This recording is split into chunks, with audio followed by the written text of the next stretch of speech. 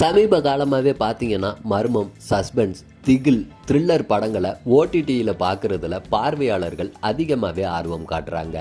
திகில் படங்கள் அப்படின்னா பேய்கள் இருக்கும். ஆனால் இப்போ நம்ம இந்த வீடியோவில் பார்த்துட்டு இருக்க படத்தில் பேயும் இல்லை, ஆனால் நடுங்க வைக்கிற மாதிரியாக இருக்குங்க. இந்த படத்தோட பெயர் பார்த்தீங்கன்னா 13B. தமிழில் யாவரும் நலம் அப்படிங்கிற பெயரில் ரிலீஸ் ஆச்சு. நடிகர் மாதவன் நடித்த இந்த படத்தை பற்றி சொல்ல தேவையில்லை. நீங்கள் இந்த படத்தை முன்னாடியே டிவியில் பார்த்துருக்கலாம்.